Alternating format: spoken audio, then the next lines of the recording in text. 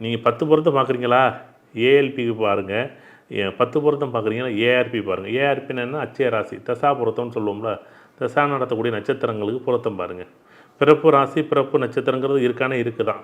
இன்றைக்கி இந்த பிறப்பு நட்சத்திரத்தோட அமைப்பு தசாபத்தின்னு ஒன்று மாறிட்டுல, தசாபத்தி ஒன்று மாறும்போது உங்களுடைய ஜென்ம நட்சத்திரங்கிறது இன்றைக்கி அச்சய நட்சத்திரம்னு ஒன்று இருக்குது, அச்சய ராசின்னு ஒன்று இருக்குது. அச்சய ராசி தான் உங்களுக்கு வேலை செய்யும். அச்சய நட்சத்திரத்தை தான் பொருத்தமே பார்க்கணும்.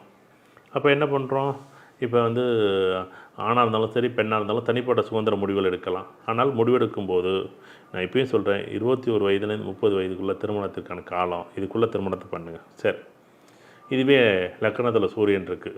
இந்த பையன் முழுமையாக முடிவே எடுக்க விட மாட்டார். அப்பா எப்படி, நீ பேசாமல் உனக்கு ஒன்றும் தெரியாது.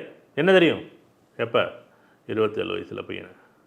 லக்கணத்தில் சந்திரன் வந்து என்ன பண்ணுவாங்க, எங்கள் அம்மா எல்லா முடிவும் எடுக்கும், எல்லா முடிவும். நீ பேசாமல் தம்பி, நான் பார்த்து முடிவு பண்ணுறேன், நீ எதுவும் பேசக்கூடாது. எப்படி, அம்மா பார்த்து முடிவு எடுக்கும், அம்மா பார்த்து முடிவு எடுக்கும். எத்தனை வயசில் அம்மா பார்த்து முடிவு எடுக்குது? சரி, அடுத்து புதன், லக்கணத்தில் புதன் இருந்துச்சுன்னா வச்சுங்களேன், படிப்பு தான் முடிவு எடுக்கும். நான் படிச்சுட்டு தாம்மா கல்யாணம் பண்ணிவாம்மா. எப்போ, எத்தனை வயசில், 50 வயசுலையா?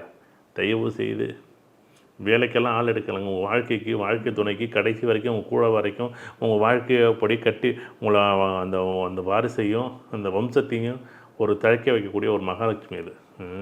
அது படிப்போ எதுவுமே இல்லை. உங்களோட ஒத்து போய் உங்கள் வாழ்க்கையை நல்லா ஒரு கணவனும் மனைவியாக இருந்து சந்தோஷமாக வாழ்க்கை நடத்துகிறது தான் அந்த நிகழ்வு.